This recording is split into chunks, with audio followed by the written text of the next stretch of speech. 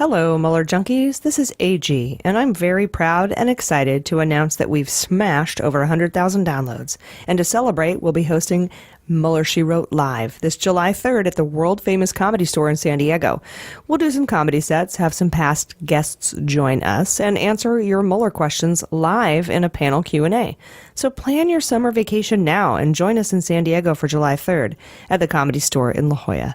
VIP tickets are available for a pre-panel cocktail meet and greet where you can hang out with AG, Jaleesa, Jordan, and some of our other past guests.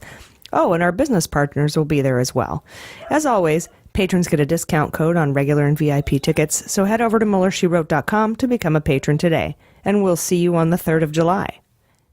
This podcast may contain laughter. Are you thinking of committing treason, but the government found your secure back channel? Are you concerned with the security of encrypted messaging apps such as WhatsApp and Dust? It seems like every time we turn around, someone's getting indicted on evidence recovered from shoddy encrypted messaging services.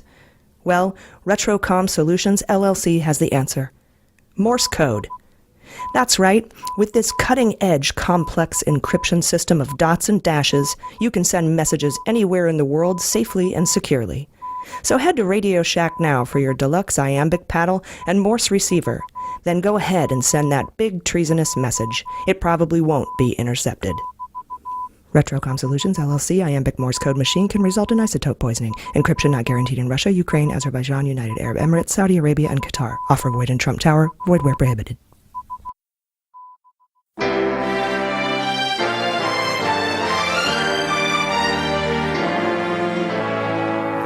So to be clear, Mr. Trump has no financial relationships with any Russian oligarchs.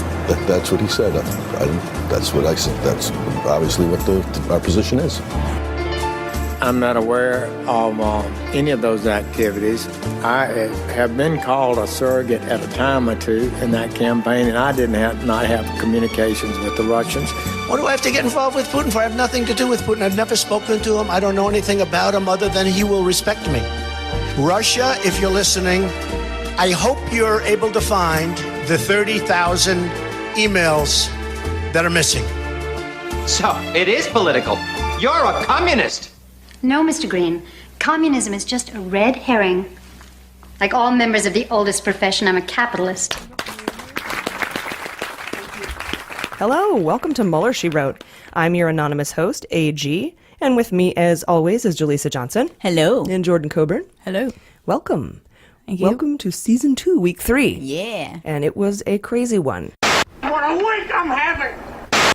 All right, so Jaleesa is going to give us an update this week on Ivanka. Mm-hmm. Jordan is going to discuss Trump's ties to Israel. Mm-hmm. And I'm going to go over exactly how fucked Manafort is since the discovery of his witness tampering and conspiracy with a Russian spy.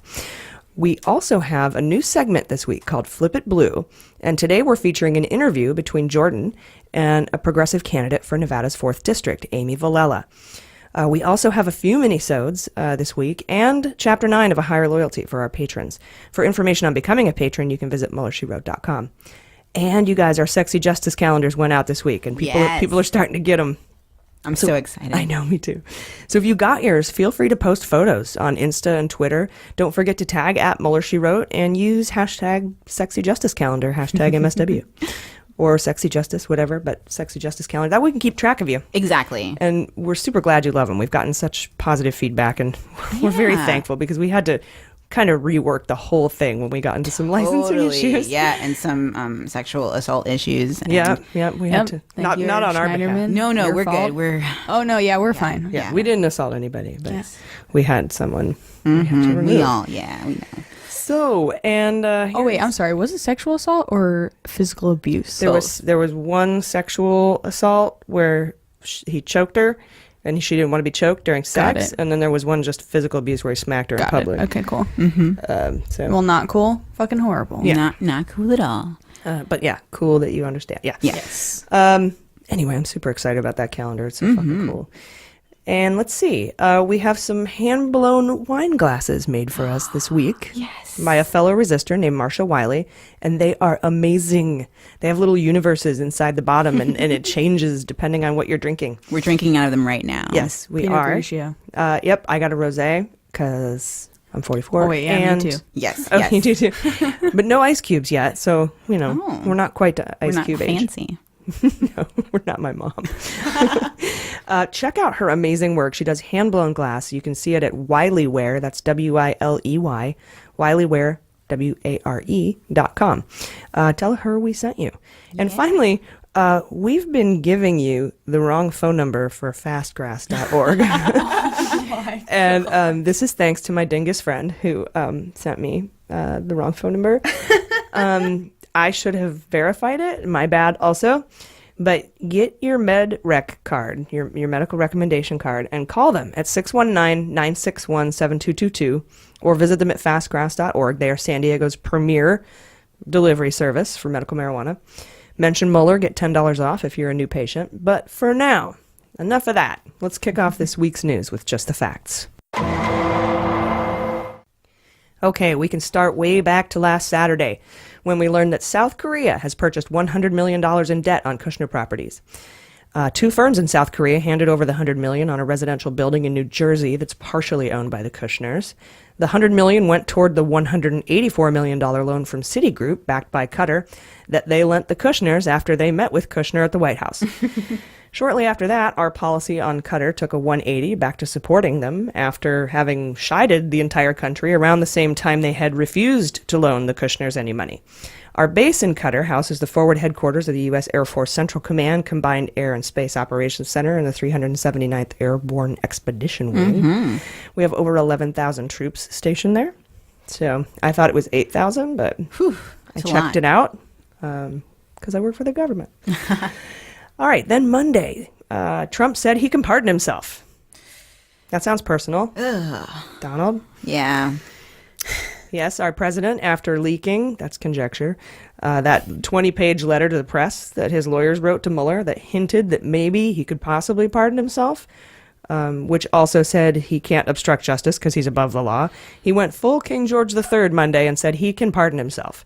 Not even Nixon went that far. In fact, I read Nixon asked if he could pardon himself, and when he was told he couldn't, he resigned. Exactly. When asked about this, Republican Senator Chuck Grassley said, if I were the president and my lawyer told me I could pardon myself, I'd get a new lawyer. So, right? Thanks, Chuck. What the fuck, Chuck? The OIG hearings, Office of Inspector General hearings on the report that the Department of Justice IG did on the 2016 election were supposed to take place last Monday, but have been rescheduled to take place today, as you're hearing this, June 11th, Monday, with the full IG report due out on June 14th.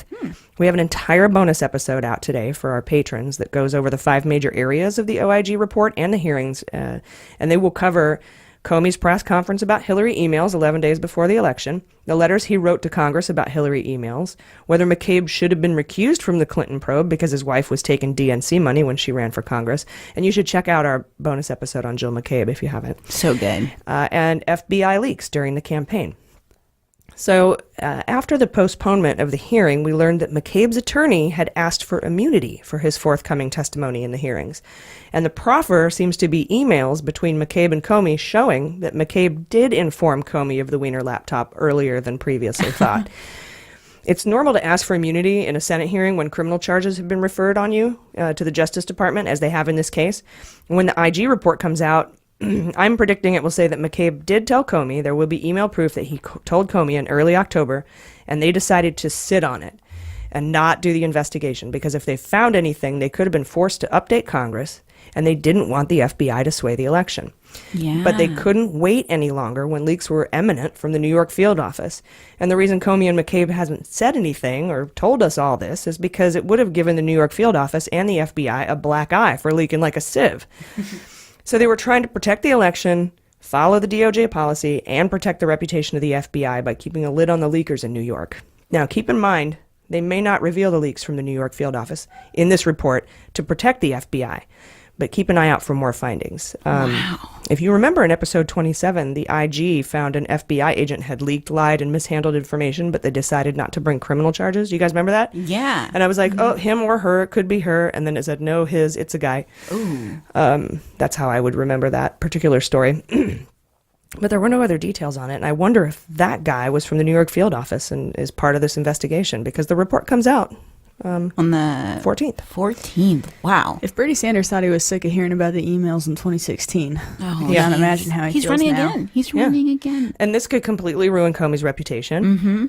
If you, after this, hate Comey, just take a black X, put an X over his face in the calendar. I still believe he did the right thing. Yeah. Although, of course, I am open to having my mind changed when I see the IG report. Because Right. I do trust Horowitz in the IG. This is an Obama-appointed IG. But just like, I've had these arguments with Republicans and Trump supporters about the Mueller findings.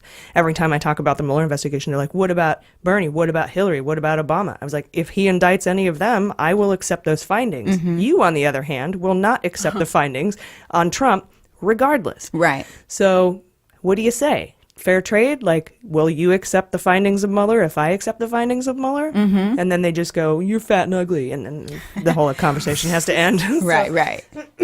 I'm a medium, by the way. I'm a size 8. Let's see. Trump tweeted Monday that Bob Mueller's investigation is totally unconstitutional. And Giuliani told the Huffington Post that the president cannot be indicted and that he could pardon himself. And then, just days after the Parkland students graduated, Giuliani said Trump could shoot James Comey and he wouldn't be indicted because he's a president. Wow. That's how above the law they think they are. Sarah Sanders ducked all the questions about the president pardoning himself and about why she lied previously when she said the president had not dictated the New York Times response on Air Force One on behalf of Donald Trump Jr. that Trump Tower was about adoptions. Yeah. And she lied about that, and then she wouldn't cop to lying about it. And she whined about it. Yeah. And then she's like, You guys are bullying me. you guys are attacking me. And then she said, I have more credibility than the media. And I'm like, That's right. I I remember watch that. a lot of YouTube smoky eye videos, okay? I'm doing my best. she does a good smoky eye. I'll give her that. Hey. With the ashes of the lies. But she lost credibility for most of us a few weeks ago. Well, a long time ago, but especially a few weeks ago when she admitted she's given out false information. So I'm not shocked that she would duck all these questions. The special master, Barbara Jones, doggedly reviewing all the documents in the Cohen case, has released her findings. Yes. Of the 12,543 pages of hard copy materials, 14 are protected by attorney-client privilege. And of the 291,770 digital items from the 2 phones and his iPad, 148 are privileged. Holy crap. I cannot believe they legitimately went through all of those. Yeah. Do you think she would tell us if one of those digital files might perhaps be a video of a particular right. urination variety? I don't know. That sounds like attorney-client privilege to me. Oh, would Yeah. it? No. Well, Sorry, go ahead. No, I was just going to say, that sucks. They can't say anything about the nature of the documents, huh? Yeah, not As yet, they right? are Not protected. until the 15th or what? The nature of the ones that are attorney-client. protected, yeah. Yeah, no. They, not even soon. The prosecution. The public won't find I out. hope someone Nobody will get leaks it. Yeah, that's what I hope someone leaks the leaks. But those are attorney-client privilege, and Yeah. and I was kidding when The I said the definition. P-tape is protected by attorney-client. It's definitely privilege. not. It is definitely not. Thank you for No, clarifying. I doubt. I'm very that gullible. See, because 'Cause it's compromise. unless one of the prostitutes was a lawyer, and they had Which is possible. gone into a retainer Yeah. before the P happened. Interesting. Although, you know what? I think if I were running for anything, I would only hang out with lawyer prostitutes. Yeah. If you're gonna have lawyer friends, why not? That's such a good idea. You know? Like, you ain't got nothing on us. What are you trying to say? Yeah. They seem like pretty fun people. Fucking do it all. Like to party. Now, in a follow-on story to this, Trump's legal team filed a motion that the court allow them to file all their objections to the evidence under seal and ex parte, meaning in private and that the government can't see it, prosecutors can't see it. And you remember they had to file all their objections by June 14th or 15th? I want to say 15th. 15th, I think, yeah. Well, Judge Wood came back with a decision this week denying Trump's lawyer's request, saying Trump has to publicly file his objections, except the parts that come from the actual documents, of course, and that can be ex parte and sealed, but his objections have to be filed publicly. Nice. Sorry. Have a nice day. Sorry, not sorry. There's news out this week alleging that Papadop may have been an Israeli spy. Jordan, you have more on that later? Uh-huh. Lots more. Yeah, that's crazy. I have questions. That sounds tinfoil hatty, but wait. Yeah. You just wait. We should sell tinfoil hats as merch. It's just a roll of Yeah. Reynolds wrap, really. Alex Jones should, too. If you're going to go for it, yeah. Oh, my God. That'd be so fun. I love that Can we're... we have a little treat on the inside? Oh, Like the Hershey's Kiss. oh my God. in Scary Wrapped in Movie more 3. foil. Yeah, a Hershey Kiss is also a conspiracy theorist. grilled corn. I love that we beat him sometimes in the charts. Yeah, because I think Jones, we are the progressives on kind of the far left, not in a crazy way. We aren't the progressive. We aren't Alex Jones. No. But I think we help Mueller seem more like tame. We're not as crazy as Alex Jones is for his people, but we are kind of like in our own little casual world of being honest and more like, forthcoming about how we feel as people. Right. We aren't constrained by moderate mainstream media network. Yeah. Which is great. I don't think anyone listens to us and they're like, oof, that's a bit much. I gotta scooch over to the right. Right. We cut all of that out. We edit out the crazy now. All right. So let's see here. Wednesday, Paul Ryan came forward and joined Trey Gowdy and other Republican members of the Senate Intel Committee, including Republicans Burr and Grassley, calling Trump's Spygate a load of crap, basically. One vertebrae for Ryan. Just one. A teeny one. Yes, that's It was shrouded in a bunch of bullshit, don't get me wrong. You had to dig through a giant pile of shit, steaming, heaping pile of shit to find that one golden nugget of truth, but it was in there. And you know that CNN commercial where this is a pile of bananas. Yeah. Somewhere hidden inside is an apple. I just feel like you should have like a Paul Ryan commercial where this is a giant steaming pile of horse shit. Hidden inside somewhere is the truth. I love it. Do you want to find it or do you not care? Yeah, it'll be hard to discern because it'll still reek of feces. It's a hard pass for most people. So then Thursday, Trump tweeted that spies were used against him as early as December 2015. But it turns out he got that from a right-wing conspiracy tweet, and it's been debunked.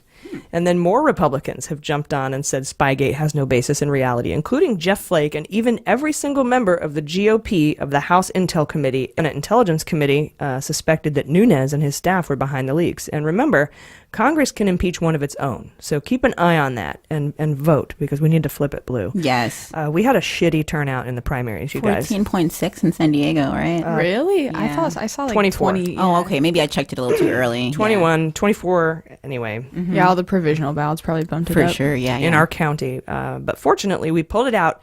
And our jungle primaries didn't fuck us. We have a Democrat on every ticket in every House race in the state. We were afraid we were going to get shut out of a few of them because the way the California primaries work is the top two go through whether they're Republican, Democrat, Independent, Green Party, whatever. Top two vote getters go through. I was surprised that our governor, I thought we would have, thought it would be Villaraigosa and Newsom. I thought we would have two Democrats at the top of the governor's ticket. Right. But we got, Cox got in there. Yeah. Some Cox. God, just worked his Cox, way in always there. slipping Fucking in, Cox. man. Yeah. Always slipping into the wrong race. Fucking Cox. And this is why we get tweets that are like, I wish there wasn't as much cursing. Yeah, we have a few kid listeners I didn't suspect. We talk like street trash. It's fine. But we're very educated. And it's been proven that intelligent people swear. That's true, yeah. Let's see. Also Wednesday, BuzzFeed released a report that Ivanka was in on the other Trump Tower, the second Trump Tower. And Jaleesa's going to go over that for us more in the show. Definitely. I'm sorry. No, go ahead. The secret one that we kind of just recently learned about. Exactly, Okay. yeah. The second one. And I couldn't help but notice, to borrow a phrase from Murder, She Wrote, when Fusion GPS hired Steele to find out why Trump had all these real estate deals in Russia that never actually happened, that perhaps... maybe the Kremlin was keeping Trump on the hook with the promises of a Trump Tower Moscow, but just letting it go once they got what they wanted. And then they'd promise him another one until they got what they wanted and let it go. Kind of like when the Russian spy ring said they targeted Carter Page in 2013 because he's so stupid. And they said, we would make promises in exchange for information. And once we get the documents, we tell him go fuck himself. Yeah. It might have been like that. Yeah. Because that's what Fusion GPS charged Orbis or Christopher Steele with. Go find out why he started all these deals and never got them. That's weird. Yeah, it's very sketchy. It must have been dangling carrots and then getting what they wanted and then taking them away. Bait and switch. Putin's definitely smarter than Trump. This is still just the facts. I think that's objectively known. Putin is smart. And Trump is vulnerable. Putin is at least diabolical. There you go. Very Yeah, diabolical ruthless. and effective. He's fucking been in there forever. He will be till he dies. And they targeted Carter Page because he's stupid. He's got a lot of he's easily compromised. And he got a lot of real estate. Carter Page was doing energy investing. So if you're, Russia and you want a stupid, easily manipulable, possibly blackmailable guy, who are you going to call? Carter Page. Ghostbusters. Yeah. Ghostbusters every time. I love it. We should make or someone please make a movie poster of Carter Page and Papa Doc, all the vulnerable ones. No, it's Mueller, Comey, and they're the Ghostbusters. the AG You're New right. York. Trump is the ghost. And- He's the big doughboy. And The the, the bitch with the flat top, Zool. Totally. Yes. There is no Dana, only Zool. Oh, I love it. Well, Zool's a gatekeeper of Gozer. We'll work it out.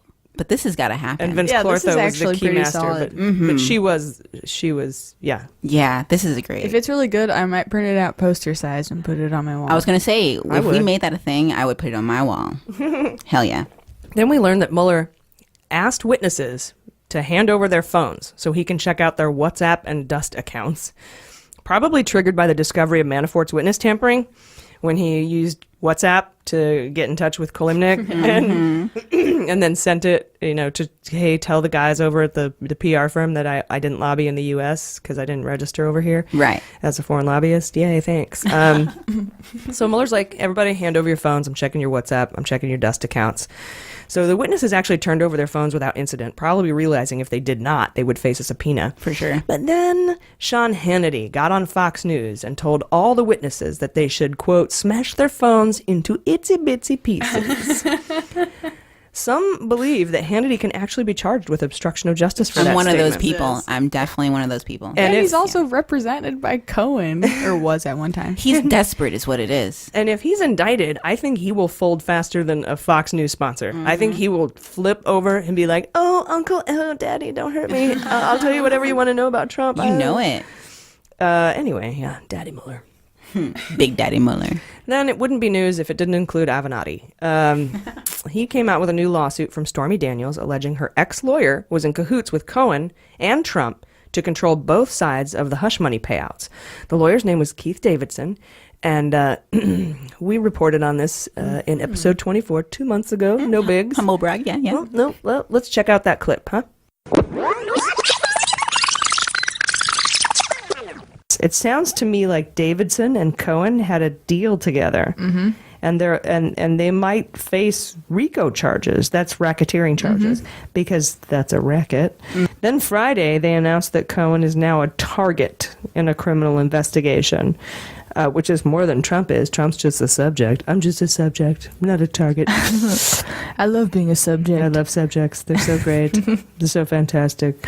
I'm the best subject, the greatest. So that could be huge, you guys. That's a big deal.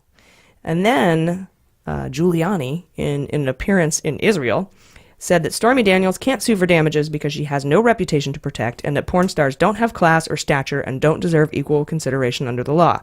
He went on to say that any feminist who supported the adult film industry should turn in their credentials, but said nothing of men like Trump who pay women for sex, then pay them off to have abortions, and then shut them up with hush money, and then watch porn, and then cheat on their wives when they're home with their 7-month-old kid. And anyway, Yeah, I was no gonna problem say, there. You nailed that. I think we should just give a collective eye roll to that whole statement. I mean, we can't even you list all the reasons why it's hypocritical, but I truly believe that someone like him wouldn't even see it. And then if you go through Giuliani's client list, he has represented a lot of fuck faces. Oh, of So course. I don't even want to hear it. Are you a fuckface? Call me Rudy Giuliani. I'll fuck your face. I don't know. I'm sorry. But first get in touch with Essential Consultants, LLC. It's There you fucking go. essential. It's a fucking racket, you guys. Oh my goodness. So anyway, in response to the backlash to what he said, Rudy said, quote, maybe I'm old-fashioned. You think? You know. Did you plant the redwoods? Oh my Like, goodness. what the fuck are you even talking about? And I don't understand this whole feminist movement that's against sex workers, and Right. I don't get that. It at doesn't all. make it's like blacks for Trump. Sorry, I have to say it. That's just it blows my mind. It's weird. The new Kanye, Julissa. The new Kanye, yeah. What? I miss the old Kanye. Although I will say, I meant new and not the. Oh yes, sorry. Sorry, yeah. Absolutely. I will say though that when Kim Kardashian went into the president's office and told him about Alice, That was amazing. and then he pardoned her, That's incredible. That was amazing. It was. It got me thinking, what if Kanye has just been stroking his ego as a ploy this whole time to then send Kim in? Ooh, Kanye is still don't think he's that smart. probably okay. You know what? You're probably right. I would like to think I'm also he a is. dick though, so you gotta You balance. never know. You never know. I think gotta balance he might be really smart, but not as smart as I think. Like I think he's smart enough to pull something like that off because it's just sucking up to someone who likes to be sucked up to. I think Kanye he Wearing recognized. that. Well, Yeah. and then Trump decided he was going to pardon Muhammad Ali, whose conviction was overturned in the 70s. Right. I mean, I'm sorry. Isn't he also waiting for your exoneration? do dead people get Jimmy pardoned? Carter's pardon was stupid. Mine's better. Mine's tremendous. I'm going to pardon everything, including his haircut. I didn't know dead people got pardoned. I think that's kind of Yeah, interesting. you can pardon everybody. It's just to clear their name. He's going to pardon Pontius Pilate. Wow. No, I'm kidding. That's a really bad joke. I'm just like, I gotta Google them when I get home. Who else? That's the guy Coyote. That's the guy who That guy killed, was a good guy. That's the guy who killed Jesus. Oh no.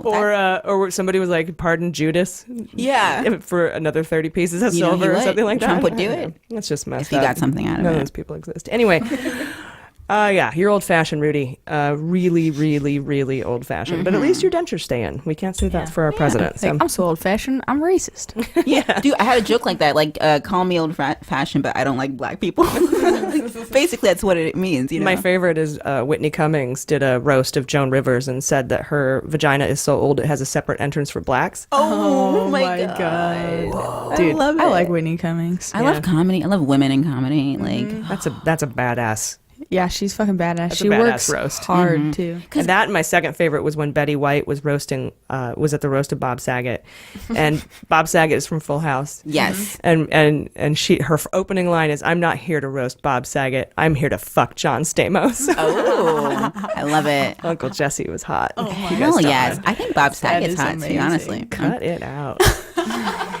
The Department of Justice has decided to show classified documents related to confidential informants used by the FBI to contact members of the Trump campaign to the Gang of Eight. They've already done this, but they're doing it again. This review is supposed to take place this upcoming week, so Okay. we'll keep you informed on that. Okay, then a bunch of crazy shit went down Thursday night. First, Adam Schiff, Schiffeldust, we've got him in our sexy justice calendar, wrote a letter to Nunes demanding he release all the HIC, House Intelligence Committee, interview transcripts. No reply as of yet. And a court document was released in Broidy's case this week. A judge ordered the disclosure to the court of who was working in our country on behalf of Qatar. And this was all happening as key figures in the Gulf crisis severed ties with that country. Joey Alaham, a Syrian-born businessman who had been helping Qatar invest to curry favor with American Jews, has condemned Qatar and cut ties with them, condemning them as a threat to the Middle East peace process. This all went down as another Qatari agent named Nick Muzin, who's a former advisor to Ted Cruz, also cut ties with the monarch. Moozin' and cruising. I know, that's so dumb. Alham says he has nothing to do with the court case, but the judge has ordered him to comply with his subpoena anyhow. So we'll see what happens there. That's a weird side story. Definitely. It could be huge. Like I a feel side mission. I feel like I'm glossing over it, but that is probably gigantic. They usually come back around. Yeah, so Yeah. put beans on it. And then some big news dropped about a Senate intel staffer named Wolf, a 31-year veteran. He was arrested for leaking classified information to the press. Earlier in the week, the Senate voted unanimously to assist the Department of Justice in the investigation by passing a late-day resolution to hand over any documents they had on Wolf. And we found out that the Department of Justice had been poking around in a New York Times journalist's phone and emails for the past year to build their case. And that kind of crackdown on leaks actually began under the Obama administration. But the Justice Department under Obama decided it was improper and wrote policy saying it was a violation of the free press. So this Justice Department, this one, Sessions, our racist possum, would have had to go around that policy in this case in order to, watch her for a year. Mm-hmm. And which Sessions can do if he wants. Kind of like how Rosenstein could circumvent the justice policy saying you can't indict a sitting president. Yeah. There's a lot of speculation saying that this was a political move, but the Senate voted unanimously to cooperate. The full Senate, not just the committee. Interesting. Fully, 100-0 or 98. There's people missing. Where are these two people? John McCain, I think, is sick. And, Oh no, I'm so sorry. yeah, dick. I feel if this were political, you guys, there would have been a party line vote. Like, I feel like if this were a true intrusion of something terrible or fucked up that the government or AG Sessions was doing, that the Democrats would have voted against it. You would see the split, yeah. They'd have lost, but they would have voted against it. Right. But journalists are seething about it, calling it a violation of freedom of press. Interesting. I need to get more information to figure out where I stand. Exactly, same. Is there a bee in here? I think it's just a good old housefly. You motherfucker, get away from my wine. Trying to, drink up, man. He's drunk now. Yeah, he's a Russian. I was just gonna say that dude is a Russian fly. Russian fly. Flygate. Oh my god. Okay, I might kill it. I might have to give it some polonium tea. Yeah, have a tea party. Gonna, like shit poison in our wine. Oh, all life is sacred. Flies poop. Yeah. Yeah. Okay, just checking. All living things. That's the definition of a living thing. We're all God's pooping children. You have to breathe and eat and shit. That's what defining and file life taxes, I guess. No taxes optional. That's just a certainty. Yes. In life. That's right. It Separate. doesn't define it. Good point. It's not my purpose in life. For most of us, anyway. All right. Then on Friday, Trump demanded that Russia be added back to the G7 while simultaneously calling our allies national security threats and slapping tariffs on them. That sounds insane, so I'm going to repeat it. Then on Friday, Trump demanded Russia be added back to the G7 while calling our allies assholes and taxing the shit out of them. Thank you for repeating that. It did take a minute to process. Yeah. Honestly, I don't know what to think of this besides, like, this is the most obvious proof pointing towards Trump being Putin's puppet. Yeah, he's his bitch. Yeah. And then, I mean, who would be more happy that the G7 is unraveling? Russia was kicked out for annexing Crimea a couple years ago. Exactly. They're like, nope, you can't be in our club anymore. And didn't Trump blame Obama for that? He blames Obama for everything. That's a good point. Yeah, it's not news. And then it's just insane. And then when he was leaving, Trump left early. First of all, he showed up late at the equality breakfast. Just walked in. I'm sorry I'm late. Fucking asshole. Walk up on the bitch like, what a great Equality can happen later. yeah. What a great message. Equality, procrastinate. And it was a gender equality breakfast. So there's all these women, and there's great pictures online of it too. Trump's walking in late, pulling his seat out, and all these women are looking at him like, "Oh, you fucking kidding?" Yeah, What? I thought you guys were all gonna be late. We were really happy Doing your thinking makeup in the bathroom. we were happy thinking you weren't going to come. This isn't a Miss Universe dressing room. You can leave now. Thank you. Fuck that guy. So gross. But then there's a communique that everybody signed at the end of the G7. Well, the G7 signed this communique. It's like a bunch of agreements, and they're going to work together. They're going to try to solve these trade issues, and they're going to be partners, and they're allies still in the world. And so Trump signs it, gets on Air Force One to head to Singapore to talk to Kim Jong-un. Right. And then Justin Trudeau, Prime Minister of Canada, put out a tweet. We signed the communique. Everyone signed it. Yay. It was a sometimes tense but very productive meeting. Have a great day. And then Trump immediately tweeted from Air Force One that Trudeau is weak, meek, and mild, and that he's full of lies. And then he asked Congress to reverse his signature on the communique, which sounds like he's withdrawing from the G7. And now all of our allies are like, we'll be the G6. We don't care. And people are tweeting like, I think Trump wants a G2 with you-know-who. Yeah. Oh, you know what? There's a song by the Lumineers or something called, it's the Far East movement called G6, like a G6. Oh, yeah. Remember that song? Yeah, I do. Just makes me think about a parody we could do. But in general, this is fucked up. This is scary. It's like, yeah, you're right. Putin just wants to split everyone. He doesn't really care about being in. And not even Putin, then Trump too, right? It's like the unraveling of our status as a country in the fucking world. I think that Trump is, I think Trump's doing what Putin wants him to do. And now the Western alliances are unraveling. And that is, but fortunately there's a really long, strong, solid tradition. And I think that our allies know that it's not us, it's Trump. So, I don't know, maybe we can send somebody else to the G7. Maybe we can send Governor Jerry Brown. Oh. Yeah. Bernie Sanders. Yeah. Or soon to be Governor Gavin Newsom. Be like, you know what?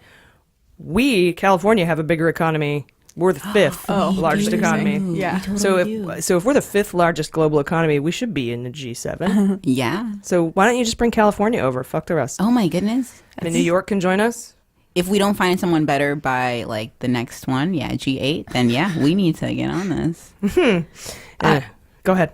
It's the end. Sorry, I was just gonna say I was reading all the headlines of Trump saying that he's been backstabbed by Trudeau. And it's He's called him mild. I think that's sexy. Meek and mild. I like my men like I like my salsa is what that makes me think. Because he's so cute. Honestly, he's a great leader. Like, a sexual things aside. You're funny. Anyway, I don't know. Trump seems to be becoming unhinged again. Like he's circling the drain. So, I don't know. We could be close to the end. He may want to get that next McDonald's order to go. Fries to go, give me Big Mac. Fries to go, give me Big Mac. Fries to go, give me Big Mac. Give me fries to go. All right, you guys, that's the news. We'll be back in a minute. Hello, Mueller Junkies. This is your host, AG, and I am a huge fan of both true crime shows and wine. And I have found them both in one place. Check this out.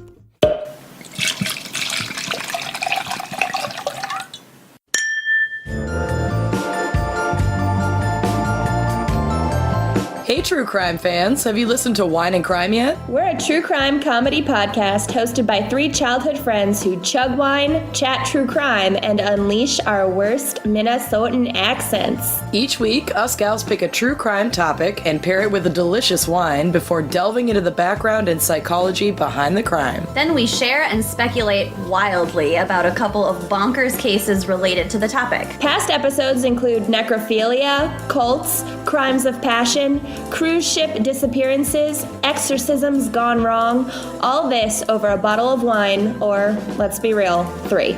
Listen anywhere you get your podcasts. You can also follow us on Facebook, Twitter, and Instagram at Wine and Crime Pod, and check out our website and blog at wineandcrimepodcast.com. Cheers!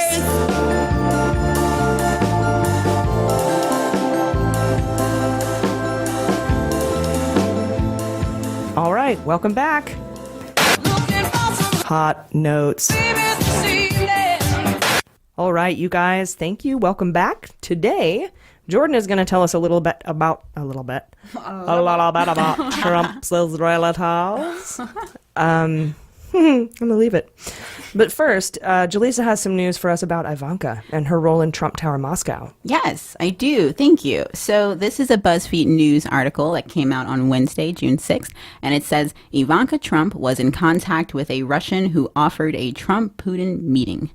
And then the subline is, her contact, a Russian Olympic weightlifter, said a meeting between Trump and Putin could expedite a Trump Tower in Moscow. They're such a weird society. They have like pop stars and weightlifters doing their foreign Exactly. I'm glad you noticed that because it gets into it about why. Well, they're huge in the Olympics, man. Oh, yeah. And they dope and cheat, and that's why they couldn't use their flag. And think about it from like a crazy Illuminati perspective. Like, you want to control all aspects of the society. You want to go for the athletes, the celebrities, the politicians. If you want true like dictatorship, this is what Putin I don't does. think that's Illuminati. I think that's fascism. That's just the world. I know, you're so right. But yeah, and if they didn't kill gays, get the gays, you know, because that's the big part. Yeah. The gays and then the kids. Yeah. And then, yeah.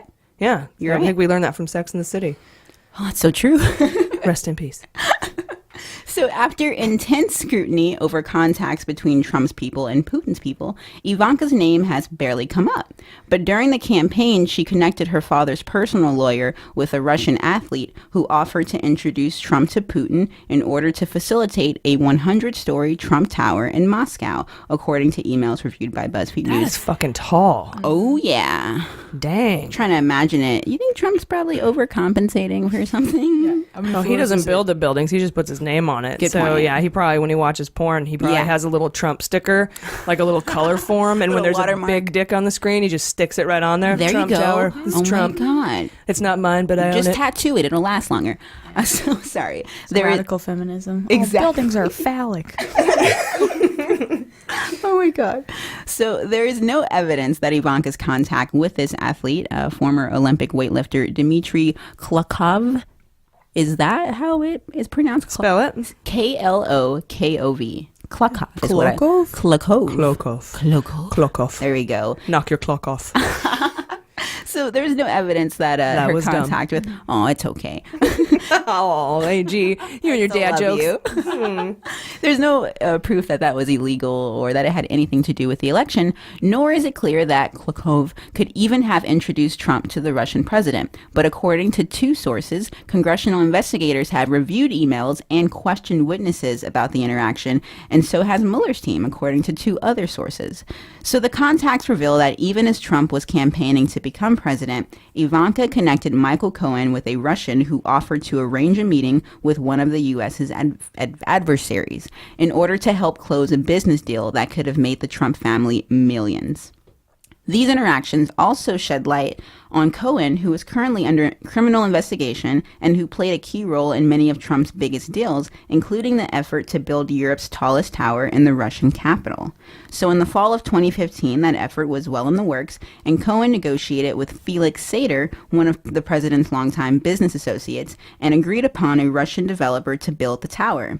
So Trump personally signed a non-binding letter of intent on October 28, 2015, the day of the third Republican debate, to allow a Russian developer to brand the tower with Trump's name. The agreement stated that the Trump organization would have the option to brand the hotel spa and fitness facilities as, quote, the spa by Ivanka Trump. And that Ivanka would be granted, quote, sole and absolute discretion to have final say on all interior design elements of the spa or fitness facilities. That sounds worth it. So it'll look like shit, basically. Exactly. It'll look like some pointy snakeskin flat. Just a big, giant, ugly shoe. You know, I hear good things about Trump Tower, which makes me sad because I want to say it's shitty, but they're probably classy. Yeah. You know, I do not. You don't hear good things? I've never been, of course. How desperate? Oh, sorry. Go ahead. No, I was going to say A guy died because they didn't put in a sprinkler system. You're so right. He uses cheap materials. They have all sorts of. Good point. What were you going to say, Jordan? I was just going to say, how desperate do you have to be to let putting your name on a spa be worth doing what she did? That's a very good point. Yeah, totally. Well, she had her fingers in a lot of pudding, so it's not just this one. That's true. It's a mere cherry on top. The poop is in the pudding. So Ivanka at the time was the poop. The proof is in the. Oh, I thought you said the Putin's in the pudding. I thought you we said all heard different things, like Yanni and Laurel. I thought you said the poop was in the pudding. I'm like, that is messed up. That would be really gross. I'm so sorry, guys, for the visual. The proof is in the pudding. That's a quote that I heard from some Bill Cosby related thing. From Life.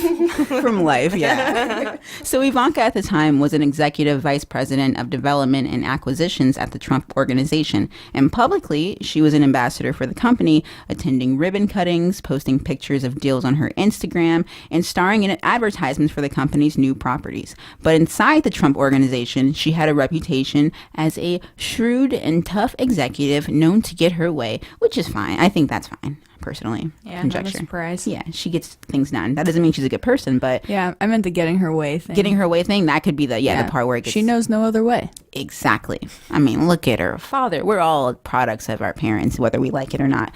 So Ivanka, who now works in her father's administration, did not respond to questions sent to her personal email, chief of staff, or the White House. And a spokesperson for her attorney wrote that Ivanka did not know about the Trump Moscow project until after a non-binding letter of intent had been signed. She never talked to anyone outside the organization about the proposal, and she even internally was only minimally involved. According to them, her only role was limited to reminding Cohen that should an actual deal come to fruition, which it did not, the project, like any other with the Trump name, conform with the highest design and architectural standards, end quote. Fruition. But yeah. Oh, sorry. Fruition is what I thought. My bad. No, it's okay. That's why we're here. We're here to learn. I learn from you. The more you know. You learn from me. And who is saying that she was minimally involved? This is a spokesperson for her attorney. So the attorney won't even say it himself. So it's a spokesperson for it's probably a lawyer for the spokesperson of the attorney of the spokesperson. A lawyer for the lawyer. Someone who is standing next to Ivanka. And anonymously so. There is no name listed, which is really interesting. Good point. Yeah, no one wants to tie their names to this? Oh, weird. That's weird. Yeah. Only because they're busy or something. Exactly. Yeah, gotta be. They're fucking essential. More than 5 hours after BuzzFeed News published the story, the spokesperson, here's their name. I'm so sorry.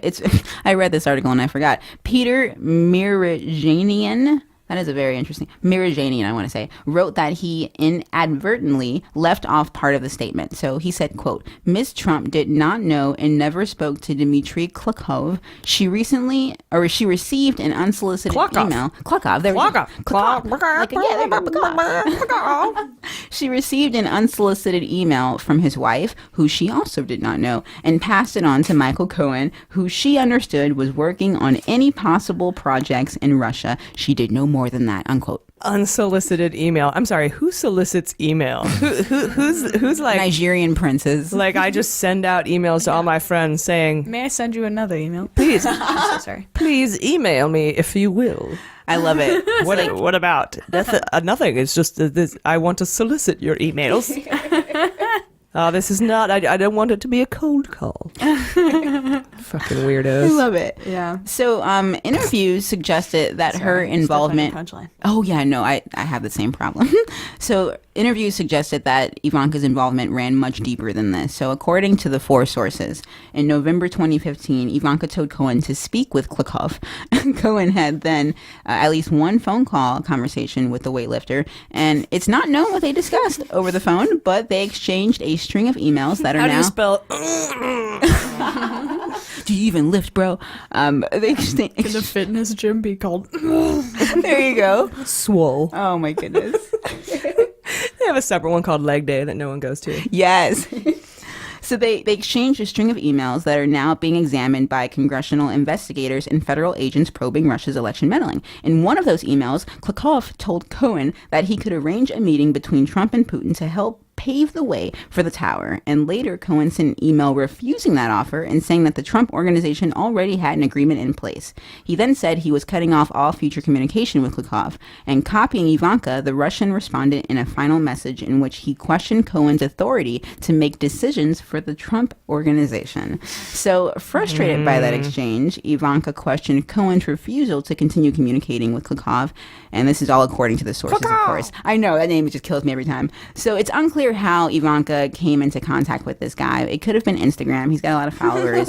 He posts a lot of weightlifting stuff. But Genitals. Here's the thing. Yes, exactly. Her genitals came in contact. Totally. He won the silver medal in the 2008 Olympic Games, and he also took gold in the 2005 World Championships. Yeah, he's the opposite of Jared. Exactly. He has no background in real estate development, nor is he known to be a close associate of Putin or anyone in the Russian president's inner circle. Well, then he'll be okay in prison. Yeah, he'll be fine. So the thing is here, he initially told BuzzFeed that he did not send the emails to Cohen, and he sent a text message, quote, I don't understand why you ask me about this. I'm a weightlifter, not a political. Yeah. My God. Yeah. And then they said, well, we see your emails to Cohen, and then he responded with silence. I'm a doctor, not a scriptwriter. Yeah, and Trump is a fucking schmuck entrepreneur piece of shit, but look where he is. What is Yeah. Exactly. Did he send that message using WhatsApp? You know what? Or Dust. We're learning. What are these apps?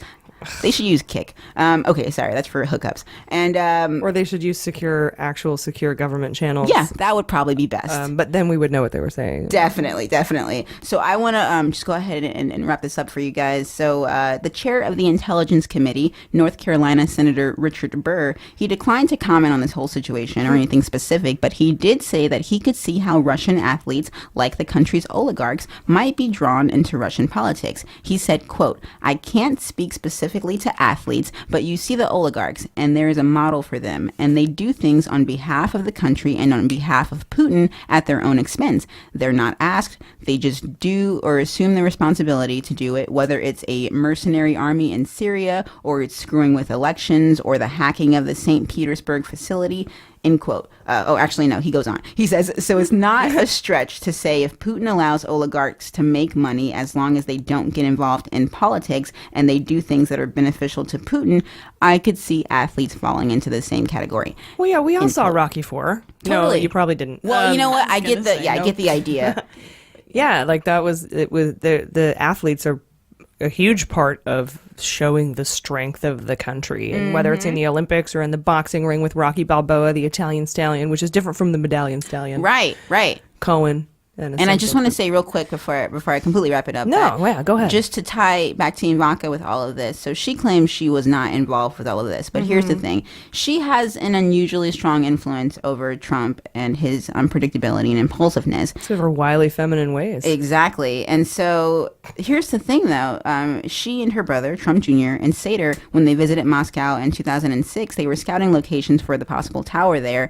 And she was even sitting in Putin's office chair during the visit. So she was instrumental in the development of Trump's Soho, which was a troubled hotel and condo tower in Manhattan, according to BuzzFeed. And New York prosecutors are even considering criminal fraud charges against Ivanka and her brother for allegedly misleading prospective buyers at this Trump Soho location. So she's already got some. We've already reported on that. Exactly. Because they were telling investors that we've almost sold out, and they were having fake Russians or like real Russians posing as fake Americans, quote unquote, buying up the properties in the building so that they could say, "Oh, we're almost sold out. You better hurry up." Right. And they're actually in court right now. Yeah.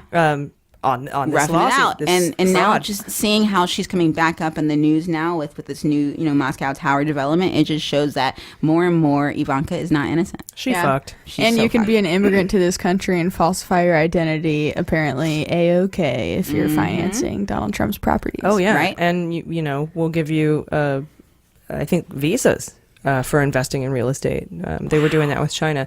This fly in here, I'm starting to like him. Should we name him Frank? But I was thinking maybe we could get... Oh, there he goes. Maybe we could get like some chopsticks. I totally catch him, like Mr. Oh my Miyagi. God, AG, you're like an ocean of secrets. You can do like that Kill Bill style. Like. Yeah, no, I did fantasize grabbing it just by the wing. Oh my goodness. And then just releasing it. But I think I have to be on acid to do that. Fair enough. Well, when we have another break, we can just murder it and nobody will hear it. Hey, wouldn't a fly swatter be easier? Man who catch fly with chopstick accomplish anything. You ever catch one? Not yet.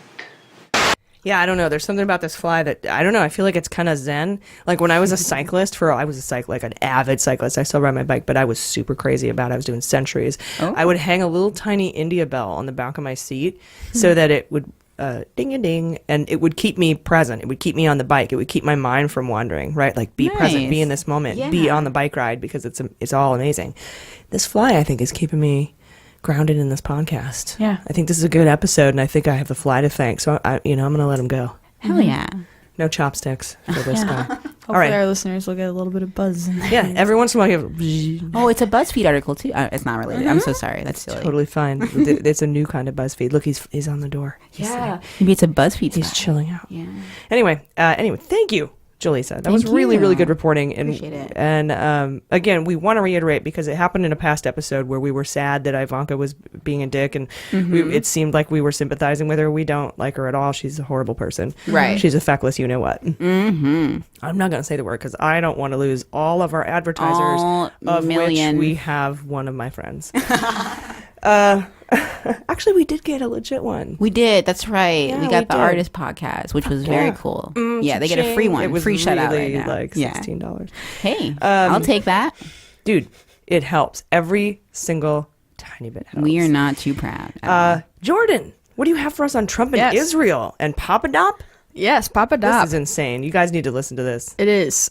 So this week, I'm covering a great opinion piece by John Schindler on the topic of Trump's ties to Israel and what they mean for Mueller's investigation as a whole.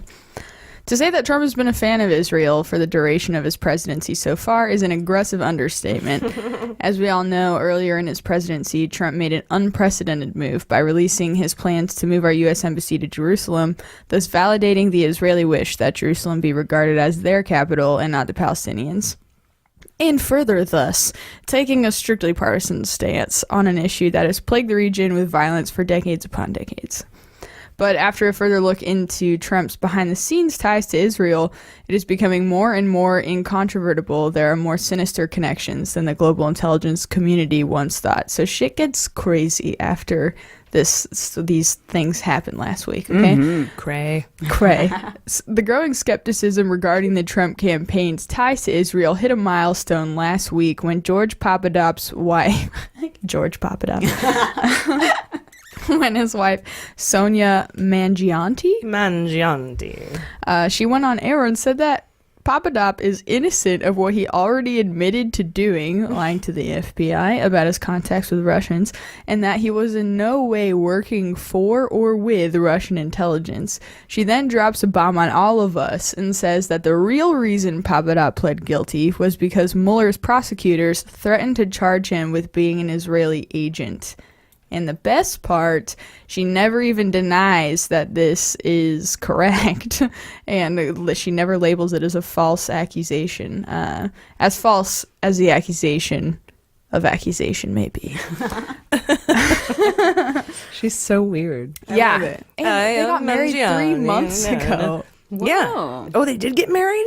I read that they got married 3 months ago. That's I wonder if that's an asset protection situation. I was going to say, or like can't testify kind of thing. Right, they can't testify against each other, although she seems to be doing it herself on Fox News. That's so true. Yeah, but she's lying out of her. Well, I don't know. You know what? Yeah, I don't know. Although if I were Mueller, I probably wouldn't use her as a witness, just like I probably wouldn't use Papadopoulos at all. as a witness. Yeah, take that whole family out of. Y'all are incredible, and I don't mean awesome. You're not credible. Incredible. Yes. Uncredible and incredible are too close to each other. There you go. And I can't wait to true. see The Incredibles too. Yeah. Oh, yeah. Anyway. Regardless of Been too long. So, regardless of his spouse of 3 months ramblings on national television, yeah, and mind you, about very established legal proceedings that have already taken place and have been confirmed by the defendant himself, her comments did start the nation down a rabbit hole of dot connecting this week. The notion that Papadop has been in cahoots with Israel during the Trump campaign is not incorrect. Despite Papadop's previous career as an energy consultant being saturated with pro-Israeli positions, Papadop has done much more than that for Israel. For example, during the 2016 campaign, Papadop met with an Israeli settler leader and assured him that if Trump was elected, he'd take a favorable view of Israeli settlements in the West Bank. Ooh, and guess what's happened? Is there any indication that Trump or anyone in the Trump organization has gotten to Mangianti or are trying to influence her to say these things despite what's really going on? Is there anything in that article about that? No, this opinion piece does not talk about that. How they may have any notions of them, influencing her, any deals they may have, nothing. It's just, it talks about her interview and then just goes on to describe more. Because that would be funny if there were monies into the Cohen LLC Essential Consultants about talking to Papadopoulos' fiance wife. Yeah, for sure. I mean, you have to imagine they'd be there. Yeah, Barbara Jones would have seen it. Or what she's saying is just true. But it could just be true. It could absolutely be true. But it also could be, it's a very mafia style thing to get to others and have them say things. Just like Manafort reached out to Kalimnik to try to get the, what do they call it? A PR firm to say that he was only lobbying in the EU. He wasn't lobbying in the United States. That kind of suborn perjury situation. Did somebody get a hold of her and say, go on TV and say this? Did Giuliani hang out with her one night with his teeth in and say, look, you got to go. Special occasion. You got to go on TV and you got to say that this is all deep state and it's all a conspiracy. Yeah. It seems weird that she would make this shit up, given that Papadopoulos has said all this on the record. Although it could be reversed. It could be that the justice system is so really difficult to navigate that he is doing what they want him to do because otherwise he is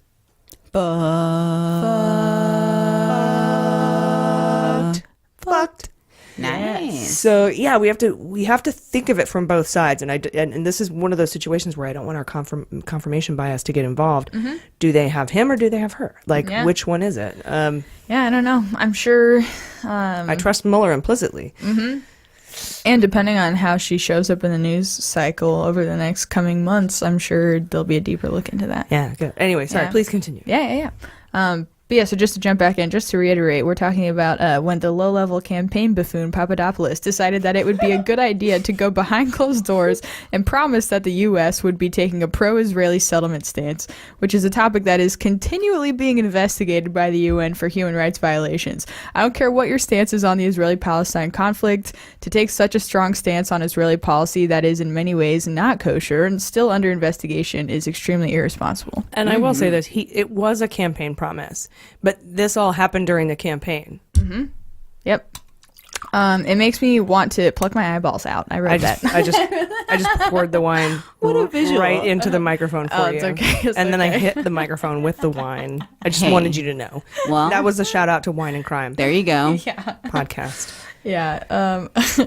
So we're very responsible. Yes. Yeah. So we voted. Sorry. Yeah. So he goes and does this, and then extremely ill-informed. I won't even say ill-informed, just rash. It's a very rash stance to take, considering it's been up for debate and virtually undecided upon by president after president of the United States. Oh, the moving of the embassy. Yes. Yeah. Not to mention how alienating that is to the Palestinian community that lives in the U.S. They did that. I'm sorry to interrupt. They did that because, and they've been putting it off for decades, because they were not supposed to make that move until they negotiated a two-state solution and peace in that region, which I think was supposed to constitute a two-state solution. So that's why they've been putting it like we haven't gotten to the two-state solution yet. I'm not going to move the embassy. People are going to die, and guess what happened? Yeah, and I know not to start talking about the Israeli-Palestinian conflict too much here on the Mueller podcast, but yeah, the two-state solution I think is the most widely accepted diplomatically just across the board. Well, it does matter though, because it's an agreement, a peace agreement that was made by people on the Trump campaign as a quid pro quo. So. Yeah, that's true. Thank you. I will continue then. Go on. Yes, yeah. But yeah, I think where the real issue comes is that a lot of the time, since Israel is just in definitively a higher place of privilege than the Palestinians are, a two-state solution, quote unquote, it's hard for Palestinians and their allies to expect it to truly be a fair two-state solution. It's hard, and it's hard because of what happened in World War II. Yeah. It's very difficult to tread lightly back into that ground when all these atrocities have been committed against the Jews, and not just in World War II, for thousands of years past. So it's almost like, we can't. We would be assholes if we tried to take anything away from Israel. It's hard, that guilt, that particularly between Catholics and Jews. Yeah. It's major guilt. And so you can't just walk in and go, nope, I'm sorry, it's not fair, don't care what you say. It's going to cause waves either way, right? Yeah, absolutely. Totally. Yeah, as U.S. citizens, and then the tangible conflict that's happening physically between Jews and Muslims in Palestine, and where they reside that are no longer their territories. And this is a perfect transition into this. There's a difference between criticizing Israeli policy and criticizing the Jewish faith and people. I just think that's so important for people to stop jumping to. Like, the conflation of these two is what lays the ground for radical people to call anyone who criticizes Israeli policy anti-Semitic. And it's the radical people, because in America, the American Jews, most of which are secular, most of which are in it for community, most of which are probably atheists, but practicing Jews, like a lot like Catholics, to be honest, are not okay with this. Nobody wants people to die. And that's exactly what this kind of thing encourages. And again, this is op-ed, this is opinion, this is, sorry, I just wanted to kind of interject that. And I think most, modern American Jews are like, dude, Bibi Netanyahu, chill the fuck out. Exactly. Oh, yeah.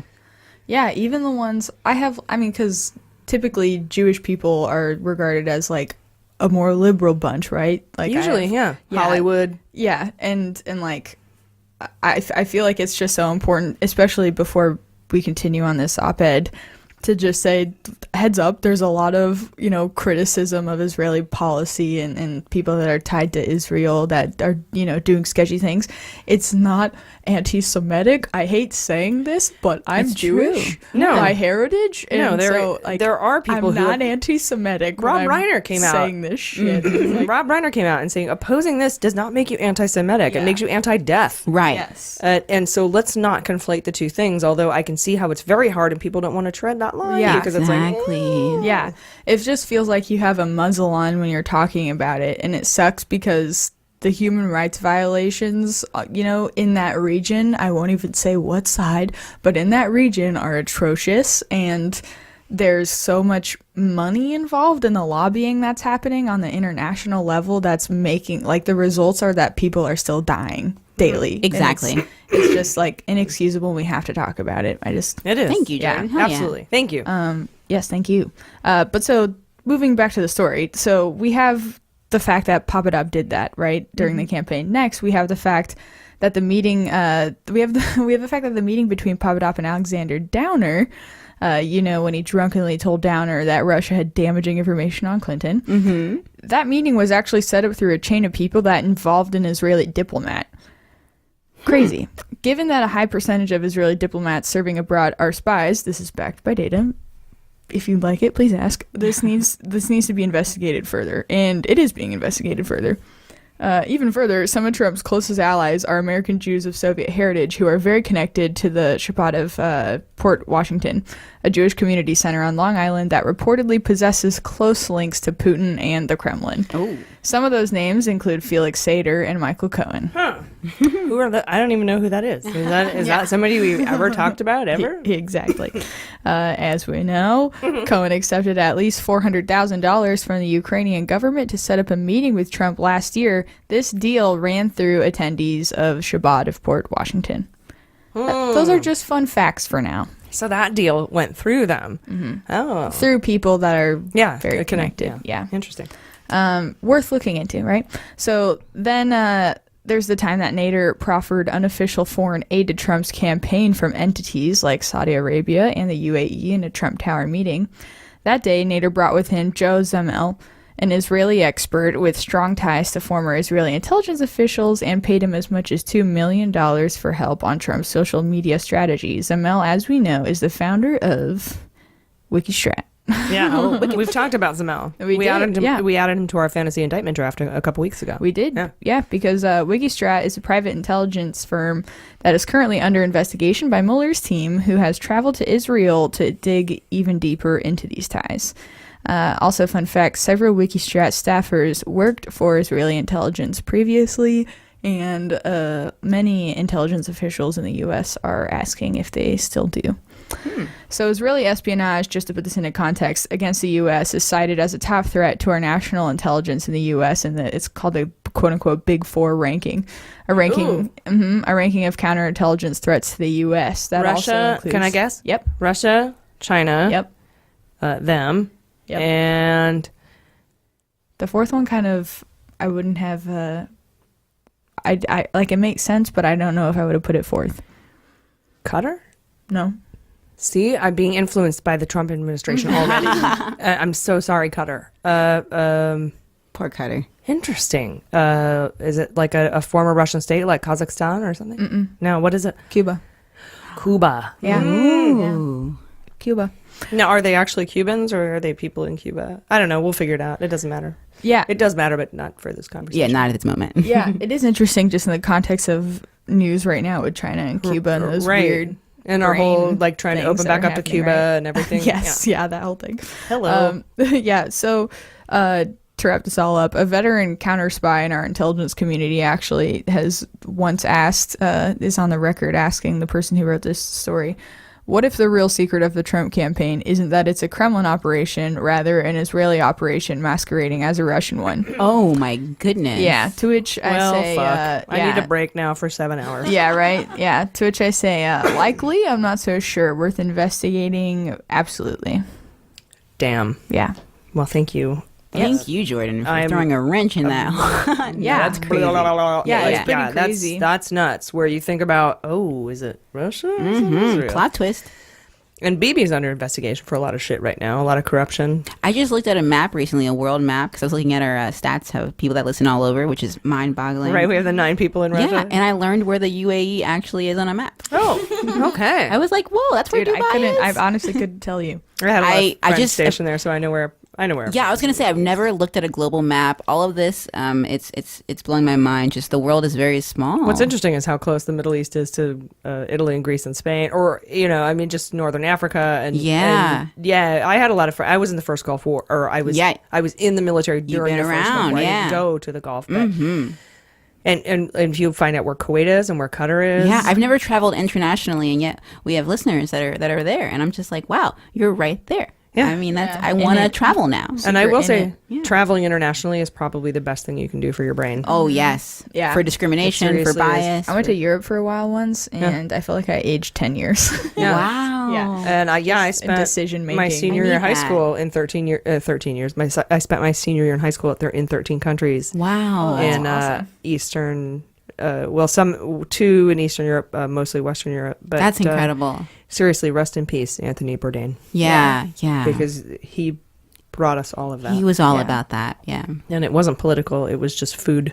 Just life, just about having like food and experiences, and life. Sharing good times. That's amazing. It makes me sad. It's the point. The fact that we're distracted by all this political stuff is like really sad because we should be enjoying each other more. You know, please travel. Yeah.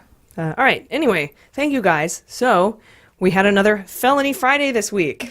I want to say yay, but also I want to cry. They're so few and far between. I'm so excited about Felony Friday. Mueller slapped superseding indictments on Manafort and indicted his Russian spy pal, Konstantin Kilimnik. Man, I hope every one of these bastards get what they deserve. Prosecutors say next to be indicted will be company spin doctor Dick Harper. Harper gave public misleading statements Indicted? about Dine's finances about 1 minute before the company. Indicted? That's not fair. They made you go on that show. You hear what they said, Jane? I'm gonna be indicted. Yeah, but you only said what they told Indicted, you. Jane! Indicted! I'm gonna be indicted! No, wait, it's gonna be okay. Indicted! Honey, Dick. Indicted! Honey. I'm gonna be indicted! Hold it. They can't. It's gonna be okay. Just calm down. I can't calm down. I'm gonna be indicted! Indicted! Oh. I'm gonna be indicted! Indicted! I'm gonna be indicted! So we've been saying for a while now, we've put minisodes and hot notes out that we were going to expect superseding indictments for conspiracy on Manafort, but I will admit, I did not think they would come in the form of obstruction and witness tampering. I thought it was just going to be crimes of collusion. Yeah, right? Good old crimes of collusion. But let's talk about this one. These indictments are based on the court filing we did an emergency minisode on earlier this week that said the prosecution wanted to revisit the bail agreement because Manafort has yet again violated the terms of his release. If you recall, his bail has been up for review twice. Once when he worked with Kilimnik to publish an op-ed about his case after the judge had implemented a gag order. Then again, when the prosecution found out his $10 million property that he put up, or $10 million in property that he put up as collateral wasn't actually worth $10 million. Mm-hmm. And now he's reached out to Kilimnik to get in touch with a PR firm to get them to say he never lobbied in the U.S. for Yanukovych because he never registered as a foreign lobbyist. Right. In our bonus episode this week, the news was just breaking, the one we released earlier this week. It was just breaking, and we were trying to figure out who Manafort contacted to suborn perjury. So let's listen to that clip really quick. I don't know. Yeah, I wonder who that witness would be. It's someone in the PR firm then, or someone connected to people at the PR firm. Right, or somebody Manafort knows that he just had call him up. Could be an EU guy. It could be Kilimnik. So the hearing about his bail was scheduled for this Friday, but Mueller decided to indict him and Kilimnik in the meantime. That's so great. And the court takes witness tampering very seriously. Anything that goes against due process of the law in this country, the court is like, what? Mm-hmm. And they're like, in on it. Yeah. And so it's, this charge alone could give Manafort 10 to 20 years. Whoa. That's basically life for someone like him, you know? It's the rest of his life. Yeah. It's clear that Manafort gave private briefings to Deripaska via Kilimnik, and he worked to soften the language against Russia in regards to the Ukraine in the RNC platform with the help of Mashburn and Dearborn, right? Mm-hmm. You've told us about that a lot, Jordan. But then Trump gave those weapons Manafort worked to obstruct to the Ukraine after they agreed to drop the investigations into Manafort. Oh, my goodness. And the Ukraine also let Kilimnik flee to Russia. They let him go. Yeah. Squid pro quo? Yeah, much. Yeah. So let's see if Manafort flips or if Mueller files more superseding indictments. I don't know. We'll see. Whichever comes first.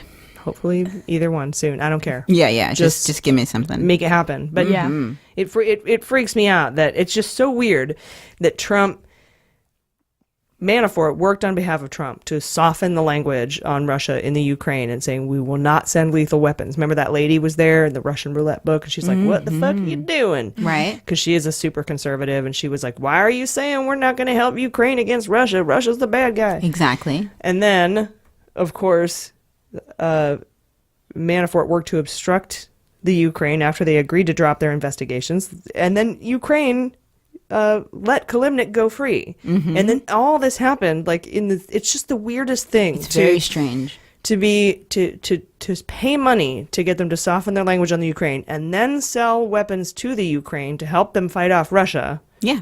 Yeah. It's a clusterfuck. And then to allow Kalimnik to flee the Ukraine. Right. To Russia. It's just nobody would write this because it wouldn't make any sense, but this is what's happening.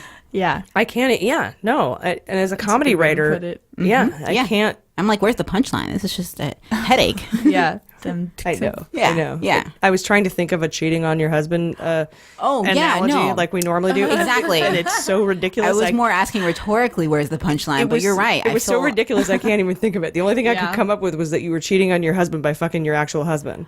That's the only thing I could come up with. Even then, I think you're right. It explains how crazy it is, but it still makes no sense. Right. It's like an Ouroboros, right? And you're like, I don't even know where it starts and when it ends. Yeah. And apparently things don't have meaning just in and of themselves now. There's one side that is it, and the other side that is the antithesis of it. Mm-hmm. That is evil and fucking working and they're taking money from both sides. Yeah. Right? For whatever situation they need to do damage control. It's like Better Call Saul. Yeah. Every man for himself. I don't think Trump really has any friends. I think he has like maybe, Giuliani and but I think they're all out for themselves. Yeah. Putin for sure is out for himself. So his ads for his attorneys are actually just like looking lonely man looking for friends. Misconnections. He's on Craigslist misconnection. No. Aww. Anyway, you guys, that's been Hot Notes. We'll be right back. Thanks for listening to Mueller, She Wrote. The she in Mueller, She Wrote is no accident. Did you know we are 100% women-owned and operated? Every single person that helps make this podcast possible identifies as a woman. Our creative and web design, our engineer and producers, our editors and digital media manager, our agent, our ad execs, our merchandising manager, and even the postal service clerk that helps me with shipping in our P.O. box.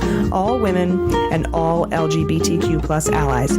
We will continue to employ and partner with women as our podcast grows, but we could use your help. Please support women in podcasting by visiting MuellerSheWrote.com and become a patron today.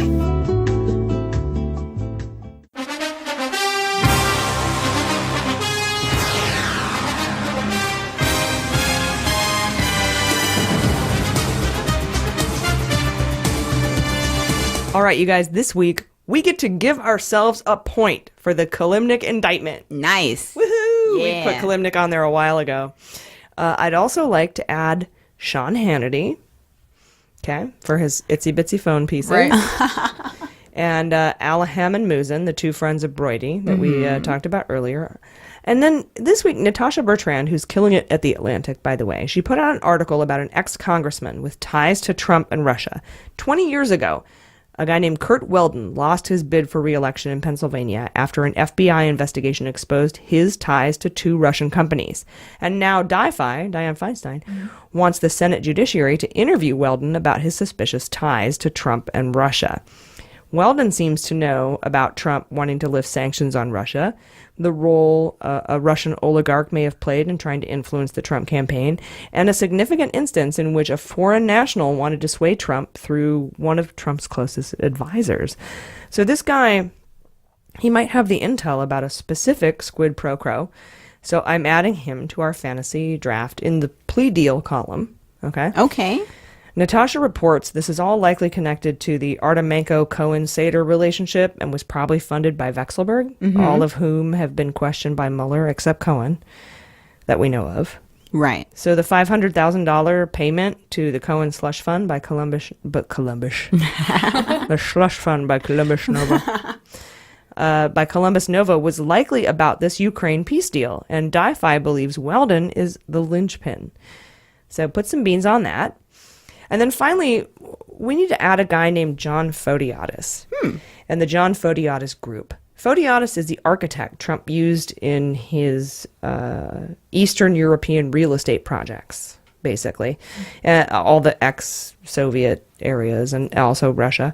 And he's got some kind of info because when he was called this week by CNBC, not this week, sorry, he was called April 11th by CNBC to ask questions about these ties, he immediately shut down his 10-year firm and then stopped talking. That's the guy. Yeah, weird. Yeah, and the architect is a key part of the sales pitch. And Mueller is looking closely at him. So we have a mini-sode on him this week. So patrons, check that out. Yeah. It's just so conspicuous. Just shut down a whole law firm. Totally. Shut down a whole A firm. 10-year international firm. He's in like two other countries. I can't remember. He's in Kiev. I think he's in Ukraine. I think he's Azerbaijan. I think. Shut them all down. Just boom, close it down. That's that scene in the Mueller movie where the guy gets the call like, hey, they're on to you. And he's like got the stash ready to go. He's like ready to move. Exactly. Yeah. You Turn pack the up lights all off you in the can. Get apartment. this one suitcase. Yeah. Telling your wife and kids, meet me at the airport. Thump, thump, put it all away. Carry it out. Totally flustered. Out skis. Yeah. Well, I'd be lying to myself if I said this day wasn't coming. Nice. Yeah. The one smart guy in the whole investigation. Yeah, I don't know. It was really, really weird. So we have a whole mini-sode on that, so please check it out. It actually comes out today, I think. Oh, yeah. If you're not a patron, MuellerSheWrote.com. Learn how. Are you guys ready for sabotage? Yeah.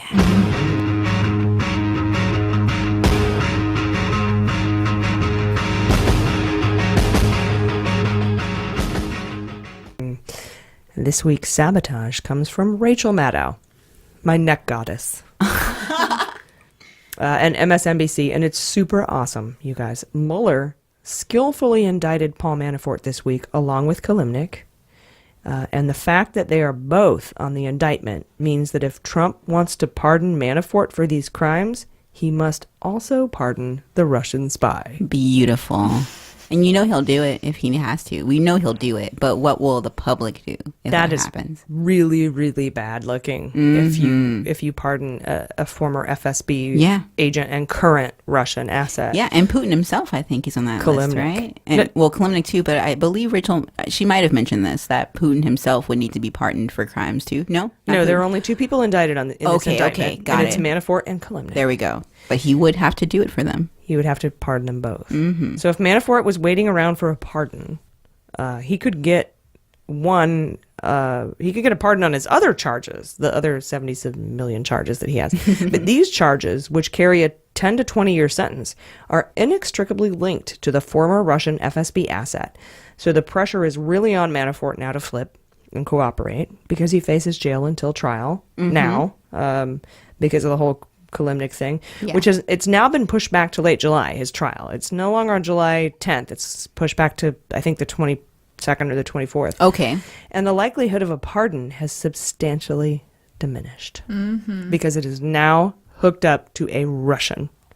So Manafort is...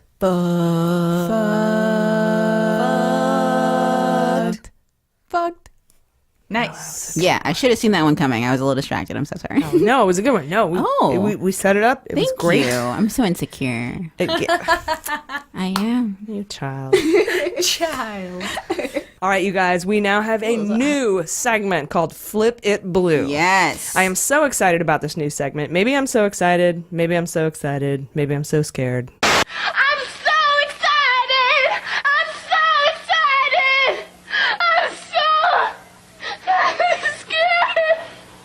So in this segment, we introduce you to a progressive candidate working to flip Congress blue in November. Today, Jordan is going to be talking to Amy Villela. She is a Democrat, a progressive Democrat, running for Congress in Nevada's 4th District. Yeah. Let's listen to this interview. It's good. It's such a good interview. You guys ready? Oh, yeah.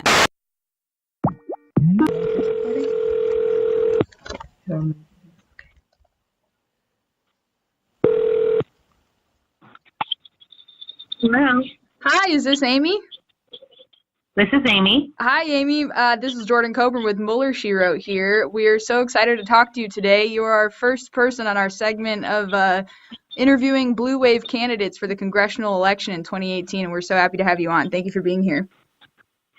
Well, thank you for having me. Yeah, of course. Would you mind starting off and just giving us a little bit of background about yourself, what district you're in, your political party, your full, any of your platform initiatives that you're really harping on right now, and then we'll just start out with a basic bio, and then we'll go into some more specific questions after that.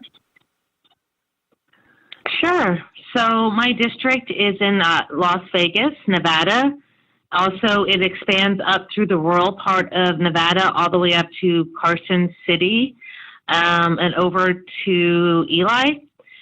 So we're the largest district in Nevada. It encompasses many different communities with different needs, very distinct different needs.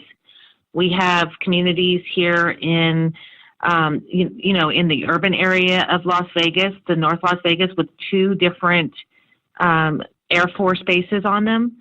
And then we have many different communities throughout the rural areas of Nevada that also have very specific needs. So it's a very unique district with a lot of different issues and interests and communities that need comprehensive legislation that's going to address those needs. And so I'm really excited to be running in this district. Yeah, I was really excited. My dad, Lance Coburn, he has been raving about you for the last couple months. And as some of our listeners know, my hometown is Las Vegas. So I'm really excited to talk to you today. It's been a while since I've lived there, so I have an idea of what some of the major issues are that are sort of plaguing that region. But if you could list off, let's say, maybe the top 2 that you would like to lobby for if you're elected, could you do that for us? Sure. So one issue that is affecting people throughout the district, and especially hitting hard in the rural areas, is healthcare. And the lack of health insurance, the lack of providers. This is a huge issue here in this district. We are seeing many people do without. My own daughter was a victim of not having health insurance and died because of it at the age of 22 a couple of years ago. There's many people in the world that don't even have access to necessary mental health, or the clinics or hospitals are closing, and they also have trouble even getting a provider on the healthcare exchange through the state.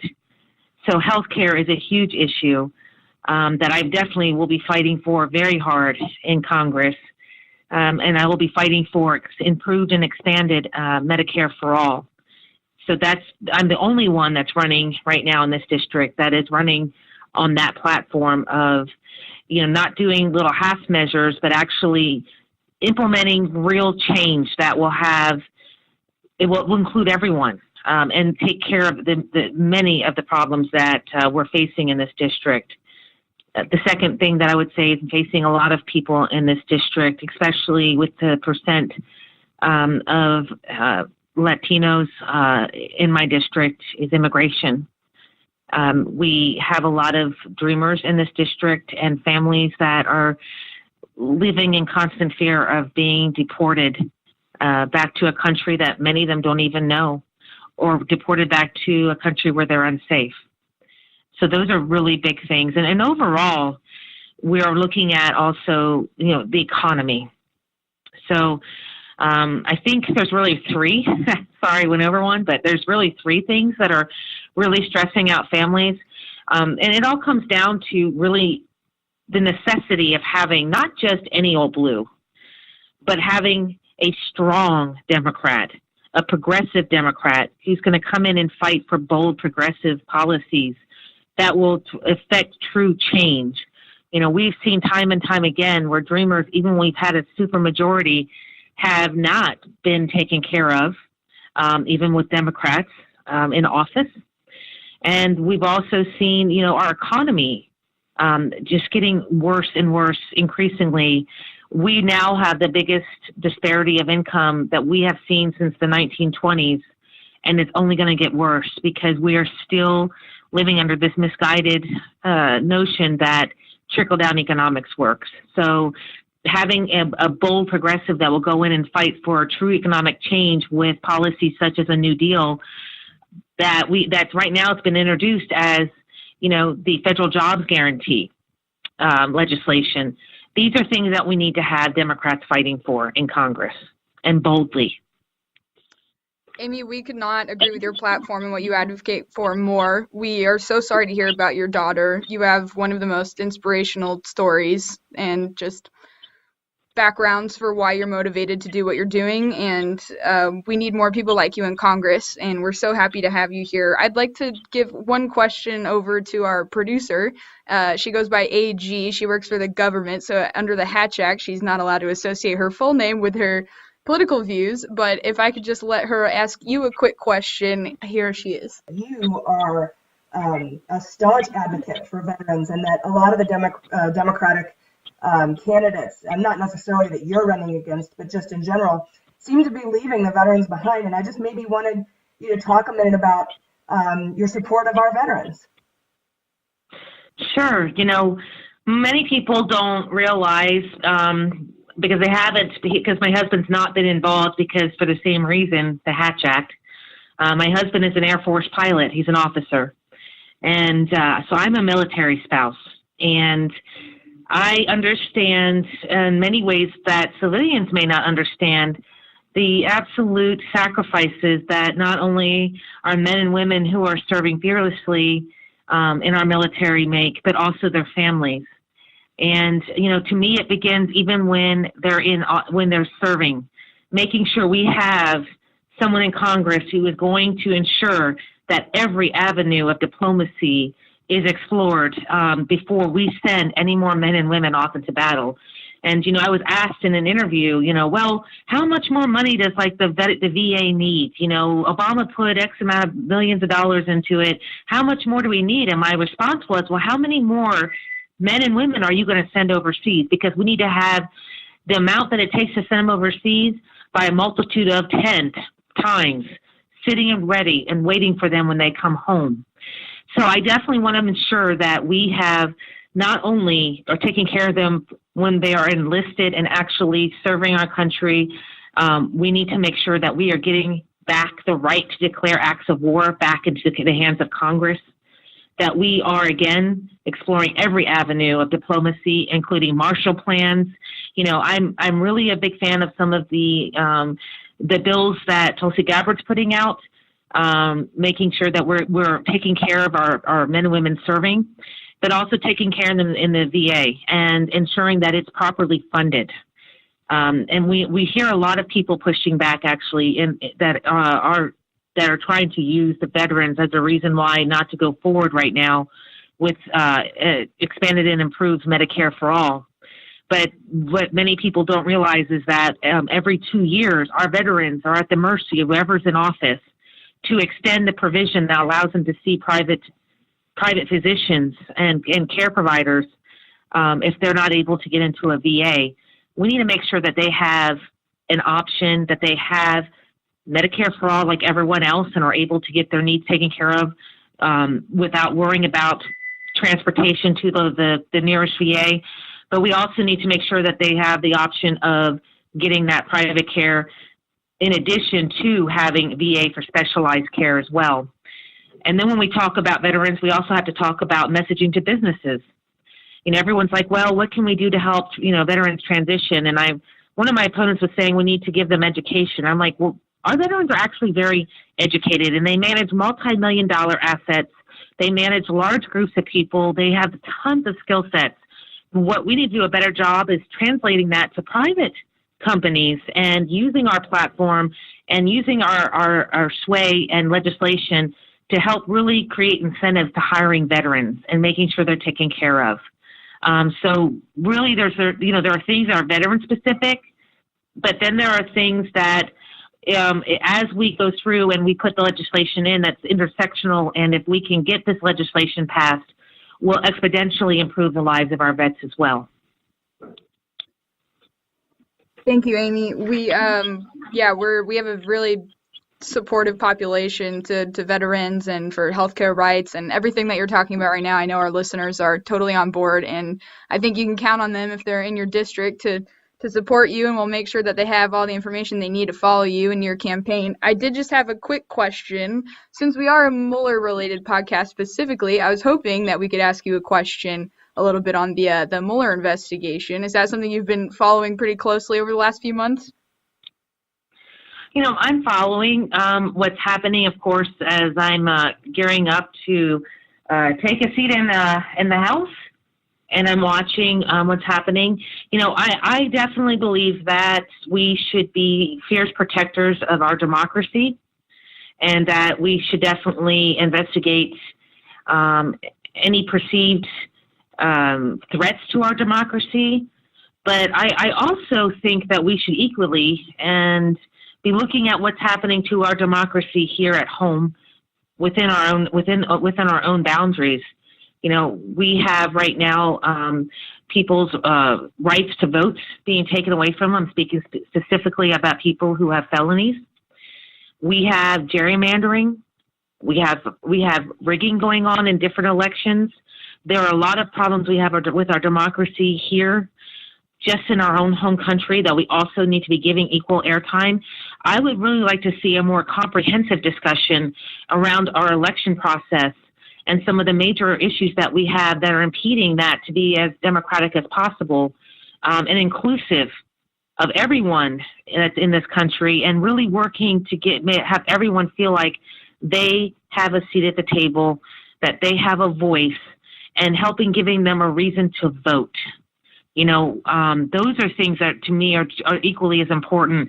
And I think what really has stressed me out about this is that this is while we do need to look into this and definitely be following it, I also want to make sure that it's not usurping all the other coverage needs to be going on things like, the ADA losing its teeth and its strength and its power, and the rights of people with disabilities being pulled away. Our schools are under attack. HUD, the rights of our LGBTQIA community. We have so many things going on, and I think sometimes we get so hyper focused on one issue that they are able right now, because the outrage is not being portrayed from the public and the community at large, on all the other things that they're doing that are also a great danger to our democracy. You're absolutely right, Amy. There are so many issues that we need to get to work on, and fast, in our country. I wanted to ask one more question, just touching on something you touched on in that answer, and it's regarding the blue wave that we're all hoping for in Congress. And I wanted to ask you, what do you think are some of the biggest impediments to a potential blue wave that we're facing right now? I see too many Democrats running as the anti-Trump, and they keep on thinking that the status quo and the way they've run before is going to ignite people to come out and vote. Many people may disagree with me, but I do not feel that Trump won just because he's a racist, really disgusting human being, in my opinion. He won mostly because he was running on a populist platform. He didn't mean anything he said at all, but he was promising everyone's going to have health care. I'm going to make sure everyone has health care. We're not going to touch your Social Security. Everyone's going to have a job. I'm going to bring all the jobs back home. He went down this list of things that are really specific to what people are needing right now. Democrats have to stop fighting from the right of Trump. They need to go left. And they need to go hard left. They need to remember what our party is supposed to be. It's supposed to be the party of the people. And they need to start really pushing and giving people a reason to come out and vote, giving them hope. And not only just giving them hope, but if whoever's elected in 2018 needs to be showing that we are going to fight and stand up and have a backbone. And you can come out and be excited again about being a Democrat. That is what we're doing. We have a large Dem exit. We have to realign our party back to what our party is supposed to be, and back to the values that we all, say every time we're out there campaigning, and show them that when we say we are the party of the people, that we mean it. We are going to do a federal jobs guarantee with a new Green Deal on it.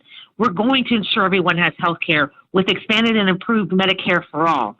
That we're going to make sure you have a livable wage. We're going to make sure that we're taking care of our immigrant brothers and sisters in this country, because we're going to have a backbone when it comes down to making sure bills don't pass without a Clean Dream Act. These are things that Democrats really need to embrace, and running on the same old, look, we're better than the other guy, that's not going to ignite people to the polls. And unfortunately, the DCCC is coming in and putting its weight down on a lot of different races, including mine, and trying to eliminate the progressive candidates that are actually igniting the people. And that's the biggest scare to the blue wave that's happening right now. Thank you, Amy. We seriously are so on your side. We're so thankful that you were here. We want to make sure all of our listeners know where they can find you. Can you give us a quick shout out of your website and social media so they can follow your campaign? Sure. My website is amy4thepeople.com. My Twitter is @amy4thepeople. And you can find me on Facebook at Amy for the People. It's pretty simple to remember. Definitely reach out.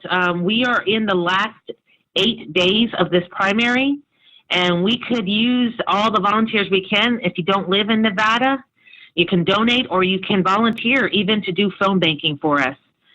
This is a community effort. When you're a true grassroots progressive candidate, you are a representation of the people, and we only make it with the support of the people. And we have power. You know, everyone says, well, we can't do anything. We can. Because when we're all together and we're working towards a common goal, we are a force to be reckoned with. And we saw this down in Florida with the students, and we can do it through this election.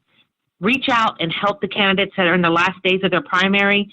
Phone bank, donate, do whatever you can, because you do have power. It's time for us to use it. Thank you so much, Amy. We believe in you and your campaign so much. Listeners, you heard it. If you're in the district, if you're able to donate any of your time to Amy's campaign, please do follow her. Amy Villela, she's running for her 4th district. It's the 4th district of Nevada for a congressional seat. She is fantastic. Please read into her story, read into her platform, and support her in any way that you can. Amy, thank you so much for being on our podcast today. Thanks for having me. All right, we'll talk to you later. Bye-bye. All right, you guys, thank you so much for listening. We've had a super packed week, and we're glad you're here, and we can't thank you enough for your support. We love you all so much. And the wine glasses are incredible. The coaster that someone made for us. Somebody burned wood into a I want some of those. Thank you so much for that. I do. How does that happen? I have no idea. I don't know. Get in touch with us. At Mueller, she wrote. Oh, and do me a favor. If you have any chance at all, any 2-second time and out of your day to go to Apple Podcasts and rate us and subscribe, we can kick InfoWars butt in the charts. Yeah. And that is Alex Jones. That is my goal. Is to my life goal. Because we've ranked above him a few times now, and now I live for smash that. I just live for that. I got the name of the coaster person, or their handle on Twitter, /inme, @/inme. They'd made the coasters, and then also on the I wonder if that's a Guns N' Roses. I think so. That's what I assumed. Yeah, / the guitarist. And then Elizabeth Bushy, she's really great on Twitter. Inkless Stales, she is really pushing this. She's calling us the Red Bull for the resistance. She's making promo pictures and everything. It's I love incredible. you guys. Yeah. Oh, and if there's anyone who can help us just make a 300 DPI 6-foot banner of our logo, please get in touch with us at Mueller, she wrote. We need it for Politicon. Yeah, just the graphic. Just the art, just the thing. Really simple. Yeah, please let us know. Tag at Jaleesa Tweets. Is that it? Tweet Jaleesa. Tweet Jaleesa. Yeah, I do tweet. Yeah. Well, Jaleesa Tweets is taken. It's a two-way door. F me in the A. Tweet Jaleesa. Jaleesa is Jaleesa. Correct. You guys send me all sorts of interesting spellings of that. So at Tweet Jaleesa, and we would really, really appreciate your help. We have to get that banner going soon before our July 3rd live event at Comedy Store in La Jolla. That's right. What? And then I can't believe I just did a what? Hey, I feel it. With I feel the that hand enthusiasm. motion. Yeah, I did raise the roof. I did. I'm so. No, we're all See what's happening nerdy. to me? Do you see what's happening to me? Hey, I dig it. Old. Anyway, we really appreciate you guys. Thank you so much for listening. I've been AG. I've been Jaleesa Johnson. I've been Jordan Coburn. And this is Mueller, she wrote.